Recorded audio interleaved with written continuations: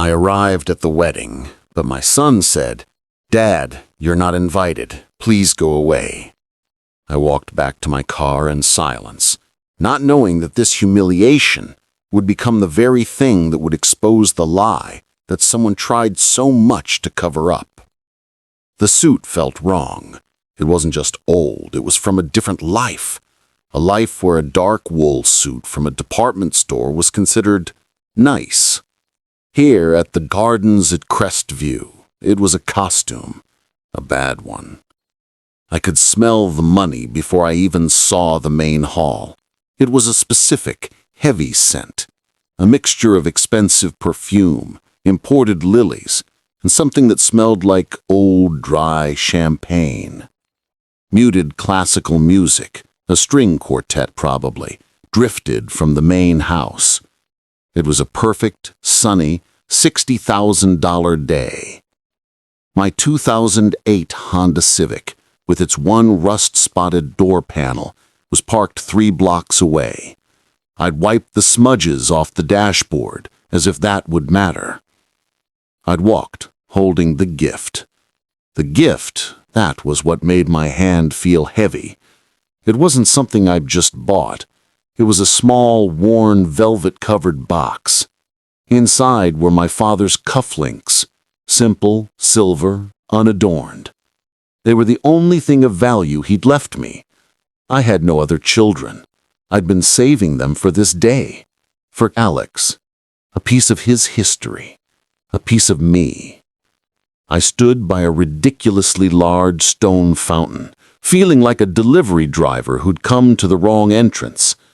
Guests glided past me, all shimmering silk and sharp tuxedos, not one of them making eye contact. I was invisible. Until I wasn't. "Alex!" I called out, my voice sounding rough and loud in the polite air. He was walking out of the main hall, adjusting his own cufflinks.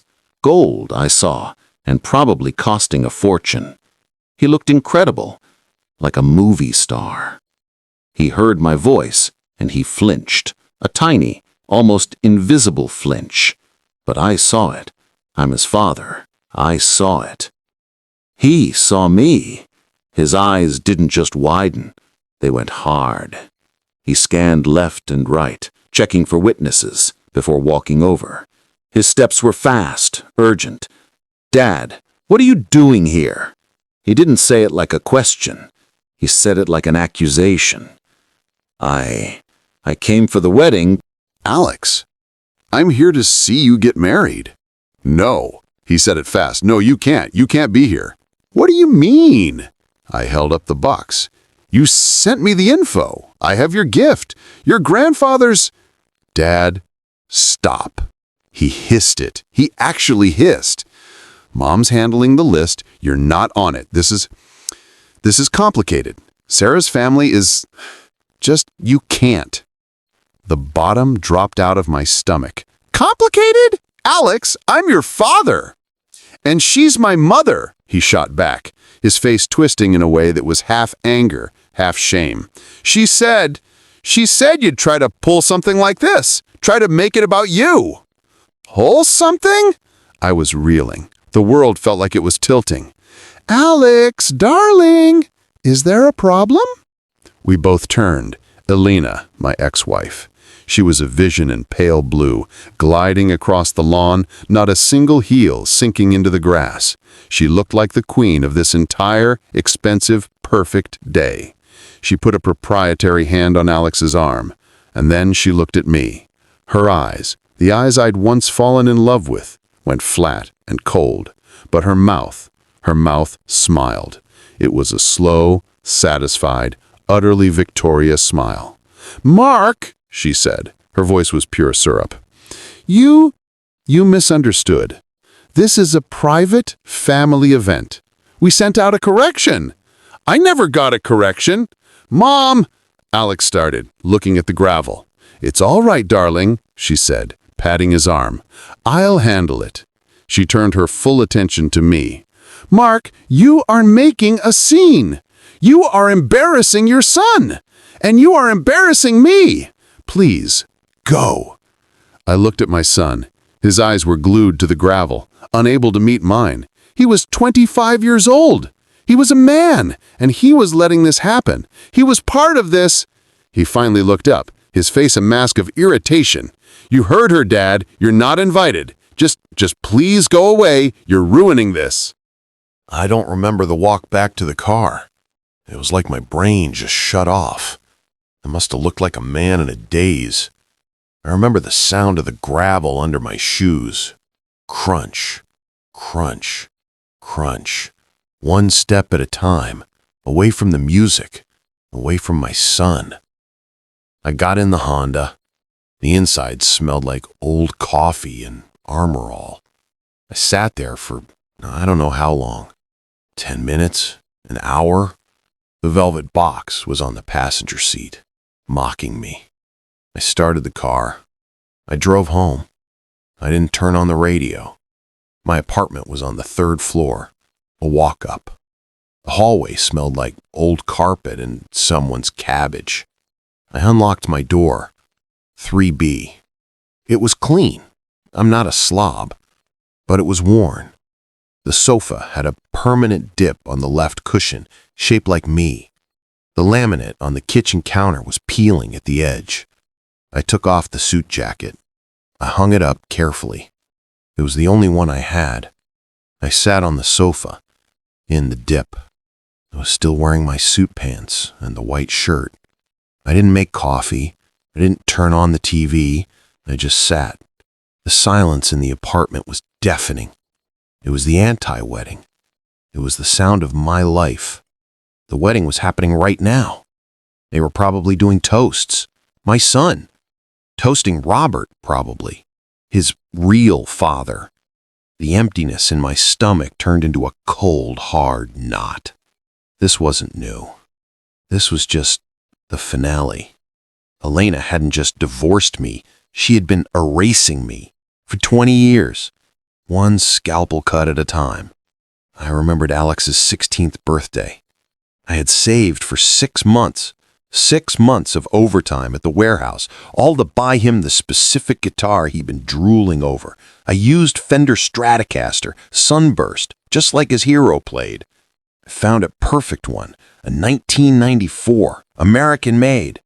I paid $700 for it. That was 2 weeks' pay. I was so proud I felt like I was floating. I drove it over to the mansion.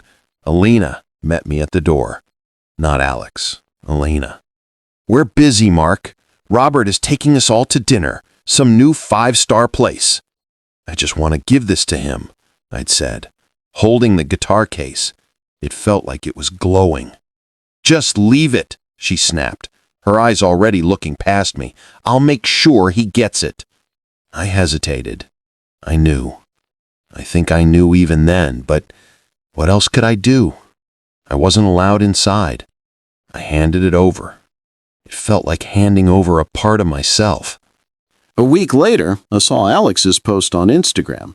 A photo of him holding a brand new, sterile, top-of-the-line Gibson Les Paul, black and chrome. Looked like it cost a fortune. The caption read, "My mom and Robert are the best. They know what I really wanted, so much better than the cheap knockoff my dad was going to get me." I called him. My hands were shaking. "Alex, what's this about a knockoff? Did you get the guitar I dropped off?" "Oh, yeah." His voice was distant. "Mom sold it." "She what?" "She said it was a fake, Dad. A knockoff. She said you got the wrong one on purpose to make me feel bad, because you couldn't afford the real one."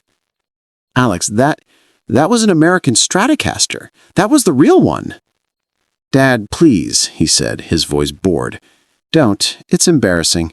Robert got me the right one. It's fine." Click. He hung up. That was the game. Every attempt I made to connect was intercepted, twisted, and used as proof of my failure. It wasn't just the guitar. It was the baseball games. I'd show up and the game would be at a different field. "Oh, did I forget to tell you the schedule changed?" Elena would say on the phone later, not even pretending to be sorry. It was the college applications. I had offered to help. "Mark, please," she'd laughed. "What do you know about applying to an Ivy League? Robert is handling it." Alex got into Yale. I sat there in my suit, in my silent apartment, the power gap. It wasn't just that Elena had money. It was that she had control. She had the narrative. She had my son's ear. She had the lawyers, the friends, the social standing. And me? I looked at my laptop. I opened my bank account. Balance, $412.58. Paycheck from the warehouse was still 3 days away. I couldn't win. I finally, truly understood. You can't win a game when the other person owns the casino, writes the rules, and deals from the bottom of the deck. Elena hadn't just divorced me, she had erased me. The wedding? That was just her victory lap. I sat there for a long time. The sun went down, the room got dark, and that's when the cold knot in my stomach turned into something else. It turned into steel. What I didn't know yet was that the game wasn't over. It had just entered its final, devastating stage. Let me back up. You need to understand about the money. When we met, I was 22, she was 20. I was a warehouse guy, she was a waitress. We were kids. We were in love. Or I was. She was ambitious. I think she mistook my steadiness for potential. We got married, we bought a small condo, we had Alex. The first 5 years were good. They were real. We were a team. We didn't have much money, but we had each other. I remember sitting on the floor of that condo, eating pizza off a paper towel, laughing while Alex crawled over us. I was happy. Then Elena got a job as a receptionist at a medical practice. She started talking about the doctors, their cars, their houses, their wives. "You know what Dr. Matthews bought his wife? For no reason?" she'd ask, looking around our small living room with a new, critical eye. I was working 50 hours a week? I didn't know what to say. Then she met Robert, a cardiologist, newly divorced, wealthy. The end was fast. It was brutal. She'd found her way out, and I was just drama now. Her new money bought her a shark, a lawyer in a $3,000 suit. I had legal aid. I remember sitting in that courtroom, my cheap suit, her lawyer looking at me like I was something he'd scraped off his shoe. Mr. Mark is a simple man, Your Honor. He works in a warehouse.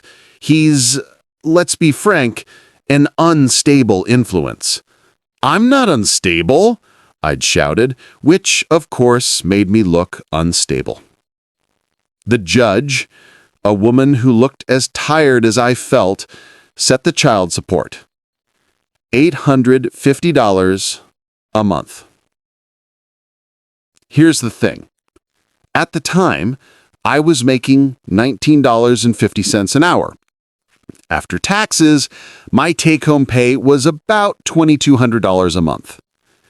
That $850 was nearly 40% of my income. It was a crippling number. It was designed to break me. Elena's lawyer smiled when the gavel came down. Ed Elena, from across the room, just looked bored. I went back to the warehouse. I moved to the night shift. It paid 75 cents more an hour. And I paid. I paid every single month for 18 years. The money was garnished directly from my paycheck, a line item on my stub, $850 every single month. I paid that money for 18 years. I paid it while I ate instant noodles. I paid it while I drove a car with a rusted-out door. I paid it while I patched my work boots with duct tape. I paid it while Elena and Robert took Alex to Europe, to Hawaii, to Japan. I paid it because it was the only way I was allowed to be his father. It was my one concrete, undeniable duty. Here's where it gets twisted. Here's the part that still makes me want to put my fist through a wall. It took me years to find out the real story Elena was telling. I found out from Dave, an old friend of ours, someone who still tried to talk to both of us. He'd had a few too many beers at a backyard BBQ. "Mark, man," he slurred, clapping me on the shoulder. "I gotta say, it's big of you to even be here, after everything." "After what, Dave?" He lowered his voice. "After how you treated Elena, how you never paid a dime, how Robert, God, what a saint, Robert had to step up and pay all that child support for you, to cover your ass, how you let your son down like that." I actually laughed. It was a hollow, broken sound that came out of me. He stopped. "What? She told you that?" "Mark, man, everyone knows. It's the story. It's why Robert is, Robert." That was her masterpiece. She hadn't just taken my son. She hadn't just taken my money. She had taken the very act of my sacrifice, my 40%, my blood, my 18 years of night shifts, and given it to him. She told Alex, she told Robert, she told everyone that I was a deadbeat. She told them the money, my $850 a month, my 40%, was Robert's generosity, a burden he'd taken on to protect Alex from his worthless father. It was diabolical. It was brilliant. And it was a perfect, airtight lie, because Elena, living in her mansion, was still cashing my warehouse checks. She just told everyone they were coming from someone else. She underestimated me. She thought I was simple. She thought I was too poor, too tired, too beaten down to ever fight back. She was right about one thing. I was tired. But she'd forgotten one crucial detail.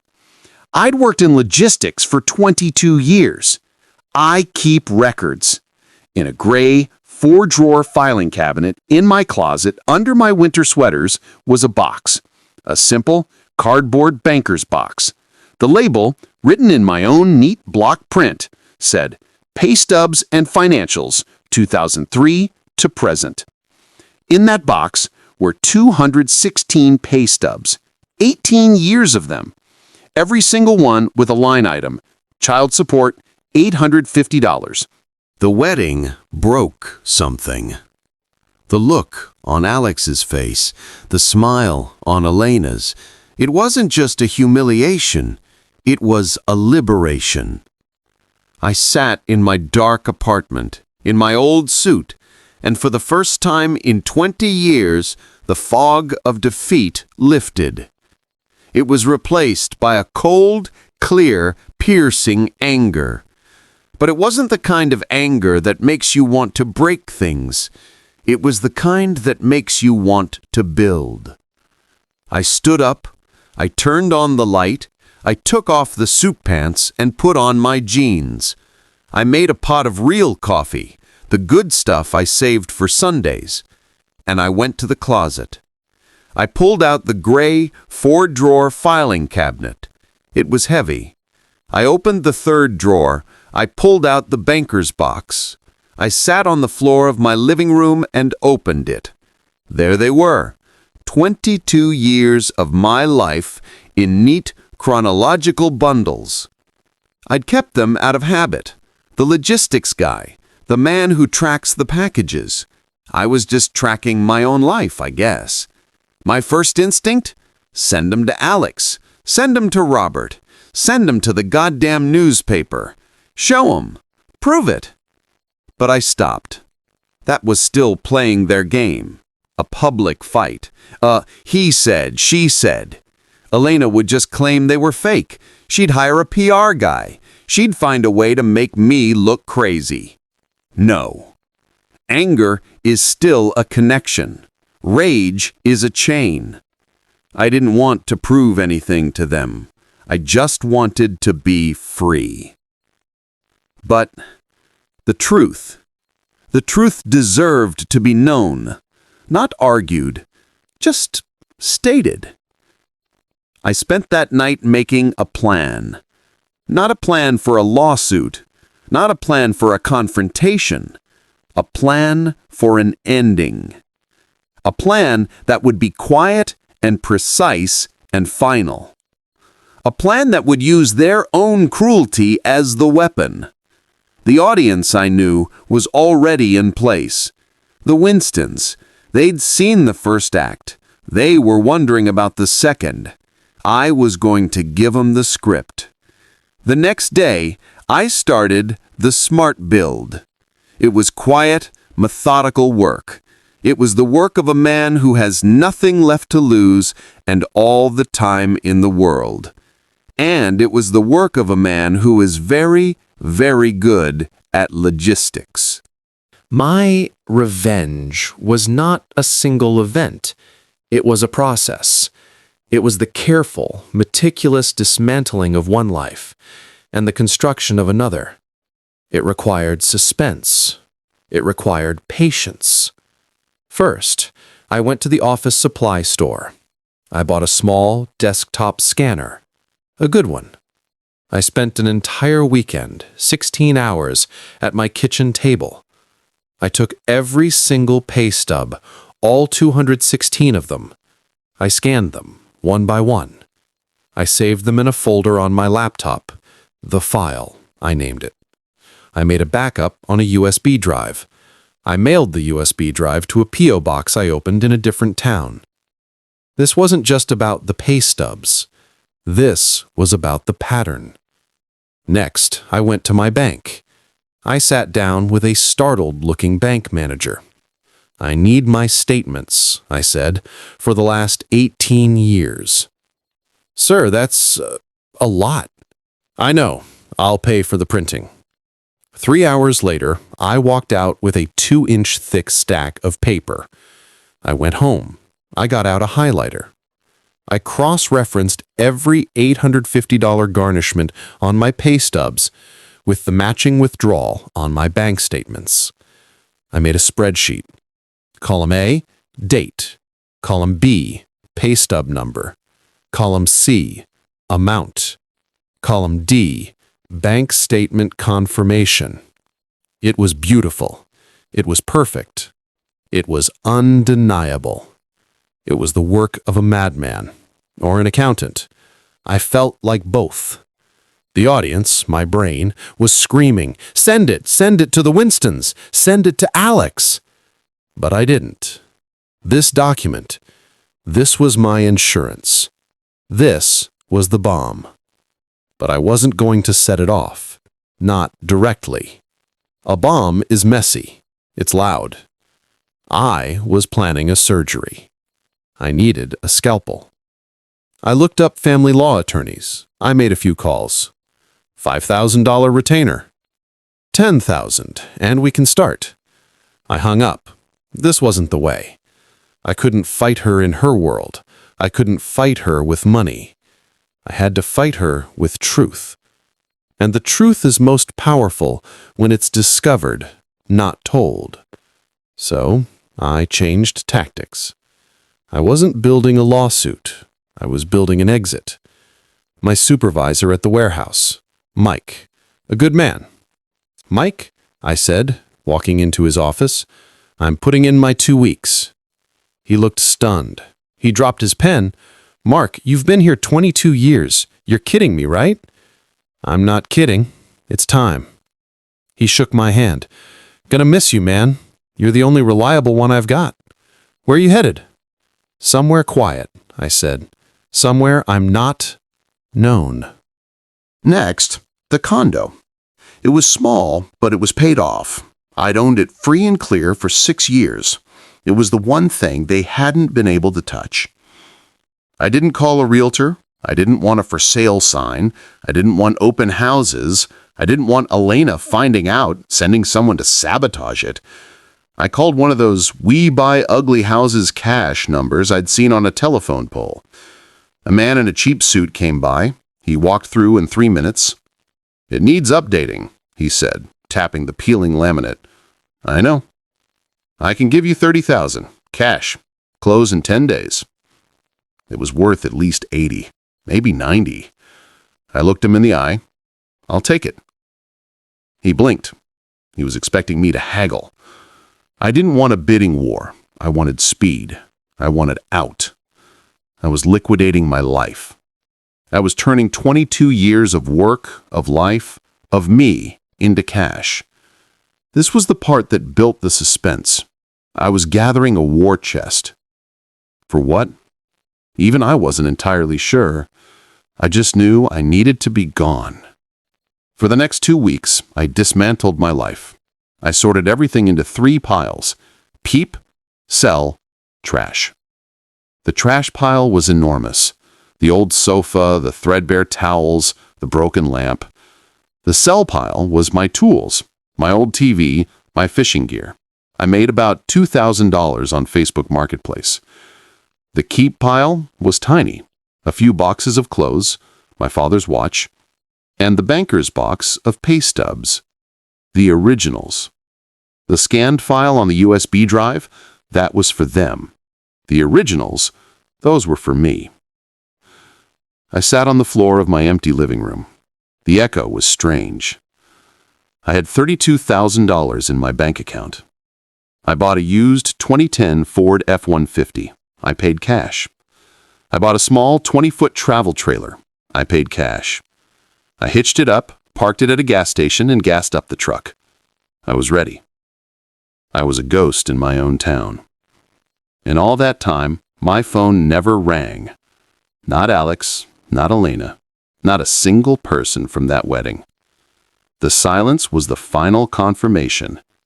I wasn't a person to them. I was a problem. And now that I'd gone away, the problem was solved.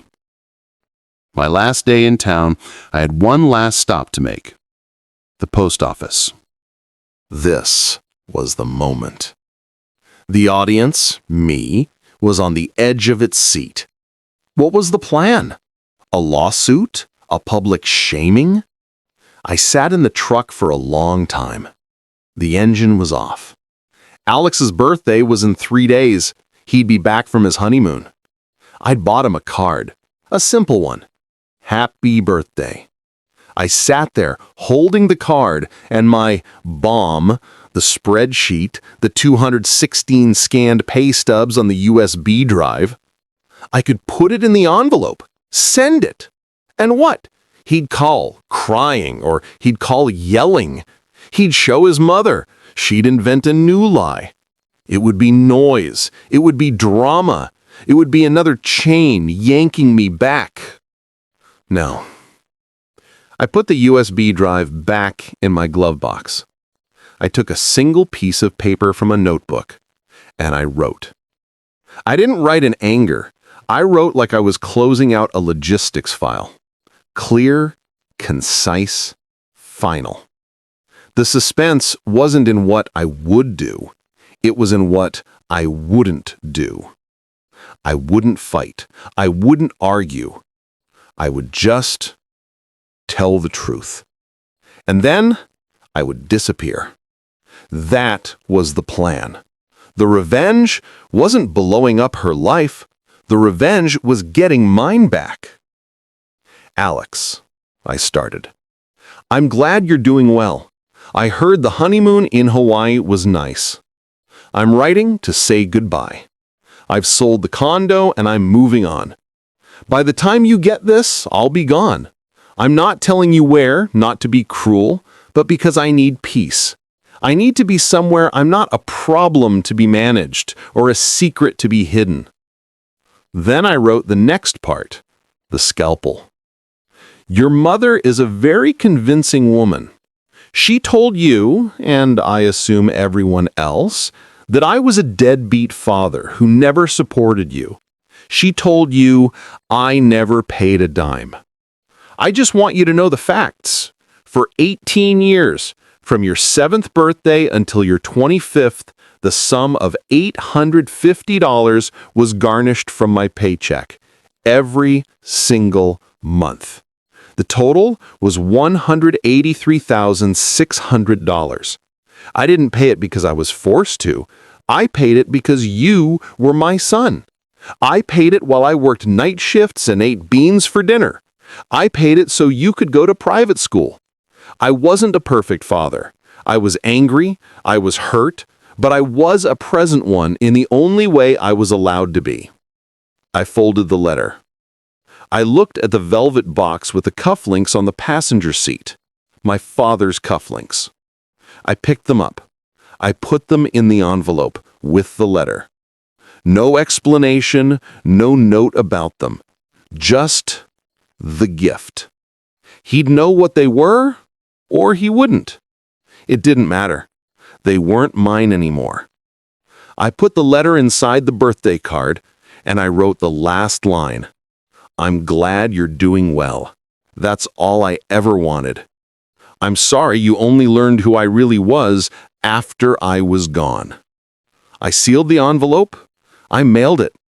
I got in my truck, turned the key, and drove east toward the sunrise. I didn't feel angry. I didn't feel sad. I never saw what happened next. I wasn't there, but I heard about it. Months later, in a way I never expected. Here's what happened. The reckoning wasn't one event. It was two. A 1-2 punch. The first punch landed at the wedding, right after I left. Arthur Winston, the bride's father. He was a quiet man. Old money, but not flashy. He was a retired federal judge. He didn't just value character. He dissected it. He'd been watching from an upstairs window when I arrived. He'd seen the whole exchange at the gate. He saw me. He saw Alex. He saw Elena's triumphant smile. He didn't say anything, not for a while. He waited until the reception. The champagne was flowing. The band was playing. Elena was at the center of a large group, holding court. "Oh, you wouldn't believe the drama," she was saying, laughing, a sound like breaking glass. "My dreadful ex-husband actually showed up. Can you imagine the nerve? He tried to make a scene, but Alex, my Alex, he handled it. He sent him away. He's so protective of me." The group laughed with her. Arthur Winston walked over, his glass in his hand. The music, by chance, hit a quiet point. "Elena," he said. His voice wasn't loud, but it cut through the room like a razor. She turned, her smile bright and brittle. "Arthur, isn't this just a perfect day? Our children—" "I saw that man at the gate. The one you're calling dreadful. He was dressed in an old suit. He held a small gift. He didn't try to make a scene." Elena's smile faltered. The air went cold. "Your son," Arthur continued, "looked ashamed. And you were smiling. What exactly did that man do to be treated like an animal on his son's wedding day?" The silence was absolute. You could hear an ice cube melt. Elena's face went white, then blotchy red. "Well, he's never supported Alex. He's a drunk. He's a nobody." "He didn't look drunk. He looked heartbroken. A man's character, Elena, is not measured by the cost of his suit. It's measured by how he treats those he has power over. And his, well, it was clear. Yours and your son's, well, they're also very clear." He didn't raise his voice. He didn't have to. He just looked at her, the way a judge looks at a defendant he's just found guilty. Then he turned and walked away. The social earthquake was immediate. The wedding finished, but it was cold. The Winstons were polite, but the warmth was gone. The alliance of families, the thing Elena had been planning for years, was dead on arrival. She hadn't been exposed as evil. She'd been exposed as tacky, as classless. To her, that was so much worse. That was punch number 1. Punch number 2 landed 4 days later. Alex and Sarah got back from their honeymoon. They were in their new, beautiful apartment, the one Yelena's money had helped secure. There was a pile of mail, wedding gifts, cards, checks, and my letter. "Oh, look," Alex said, holding it. "A card from my dad. Late as usual." "Alex," Sarah said. She'd been quiet ever since the wedding. She'd seen her father's face. She knew her father. "What?" he said, defensive. "Just open it, please." He tore it open, annoyed. He read the card. "Happy birthday." Then he read the letter. Sarah watched his face. She said he read it once. Then he read it again. His face didn't just go pale. It went gray. He looked at the small velvet-covered box that had fallen out. He opened it. He saw the cufflinks. What is this?" he whispered. "What is it, Alex?" Sarah asked. He handed her the letter. He couldn't speak. She read it. Her hand went to her mouth. "Oh, my God," she whispered. "He's lying," Alex said. It was a statement, but it sounded like a question. "He has to be lying. Mom always said—" "Alex," Sarah said, holding the letter. $183,600. That's not a lie. That's a number. People don't lie with numbers that specific." The confrontation. Alex drove to his mother's house. The letter was crumpled in his hand. He found her in the kitchen, directing a caterer for a post-wedding brunch. "Mom?" he said. No hello. "Alex, darling, how was Hawaii?" "Mom?" "Dad sent me a letter." Yelena's face tightened. "That man, he's obsessed. He's trying to ruin this. Throw it away." "He said he paid child support. He said he paid $183,600. He said you told me he didn't." There it was. The mask didn't just slip, it shattered. For 1 second, Alex saw the real woman underneath, the cold, calculating, furious woman. "He's lying," she shrieked, her voice suddenly shrill. "He's trying to poison you. After all I've done. After Robert." "Robert?" Alex said, his voice suddenly dead calm. He'd just realized something. He pulled out his phone. He dialed. "Robert," Alex said. "Quick question. Did you pay my child support all those years to cover for my dad?" A pause. "What?" Robert said, confused. "No. What are you talking about? Your father's obligation was his. Why?" The lie unraveled in 10 seconds. Alex looked at his mother. Her mouth was open, but no sound was coming out. He saw it all. The guitar, the baseball games, the 20 years of "your dad is a deadbeat." He looked at his mother. He didn't see a victim. He saw a monster. He didn't say another word. He just turned and walked out. And that's when the cut truly landed. That's when the devastation became permanent. Alex tried to call me. He told Sarah. He told his father-in-law. They all tried to find me. They called my old number. The number you have dialed is no longer in service. They went to my apartment, my condo. A young couple was there. The walls were a bright, cheerful yellow. They were painting.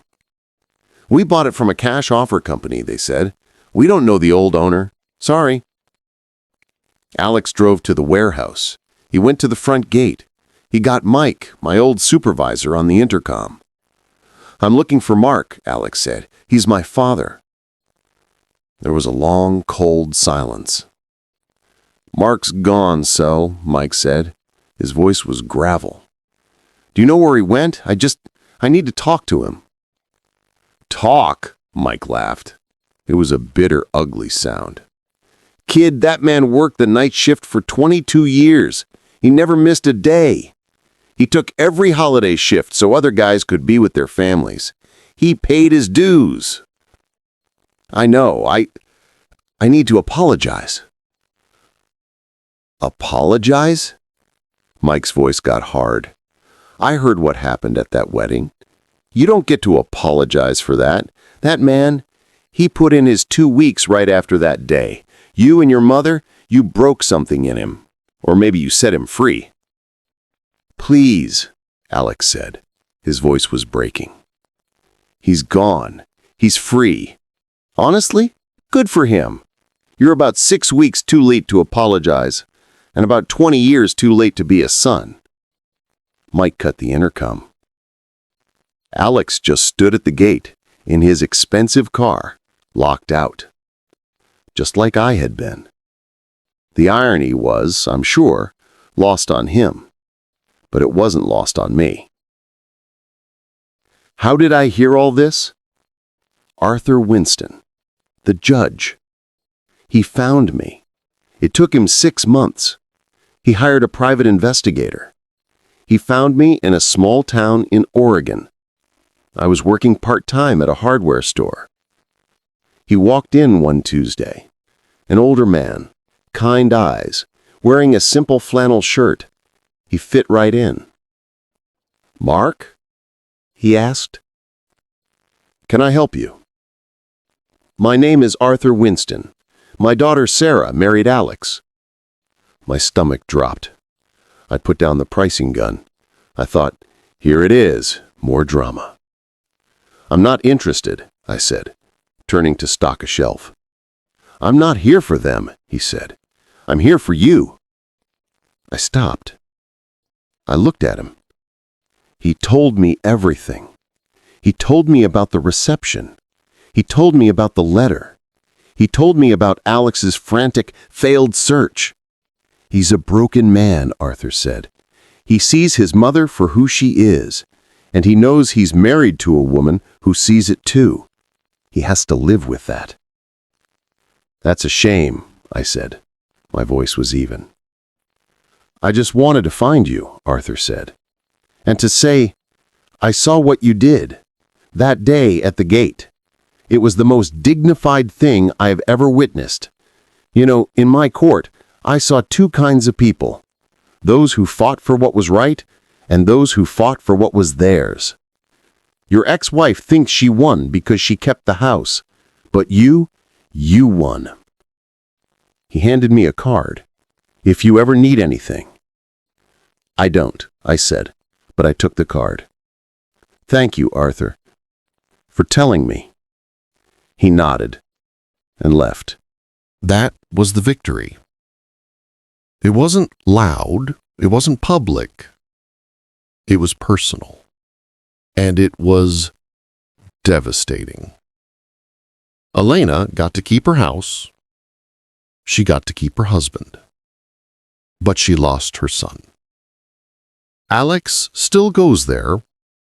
Holidays, birthdays. I'm sure he does. But he's a ghost. The control is broken. The trust is gone. He looks at her and sees the lie, and she knows it. She can't touch him. She can't manipulate him. She has to live with his cold, correct politeness for the rest of her life. That's a prison I wouldn't wish on anyone. Almost. And Alex, he has to live with it. He has to live with the knowledge of what he believed and what he did. He has to look at his wife, Sarah, every day and know that she knows. She knows he was weak. She knows he was cruel. He has to see the contrast between my quiet dignity and his mother's vindictive, desperate rewriting of history. He has the truth, but he has it too late to apologize in person. That weight, that's his to carry. As for me, my victory lap is quiet. I live in my trailer. It's parked by a lake. A real one, with pine trees all around. I work at the hardware store 20 hours a week. My boss, Sal, is a good man. We go fishing on Thursdays. The $32,000 I got from the condo, it's sitting in a savings account. It's my just-in-case fund. It's more security than I've ever had. My life is small, and it is peaceful. I don't have a filing cabinet anymore. I don't need it. I was hiking last week, up on a ridge overlooking the valley. I thought about it all. Was it hard? Yes. Was it worth it? I realized the revenge wasn't the letter. The letter was just a receipt, a closing of the books. The real victory was the walk back to my car. The moment I stopped begging them to see my value. The moment I decided that my own self-respect was worth more than their approval. The victory was choosing to stop playing their game. I got back to town. I stopped at the local diner. The waitress, Mary, knows my order. The usual mark. You know it, Mary. I sat in the booth, drinking my coffee. I wasn't rich. I wasn't powerful. I wasn't a hero. But I was free. I paid my bill, left a good tip, and walked out into the cool mountain air. The sun was setting, painting the sky in shades of orange and purple. I took a deep breath. It wasn't the life I'd planned, but it was a good life. It was my life, and it was peaceful.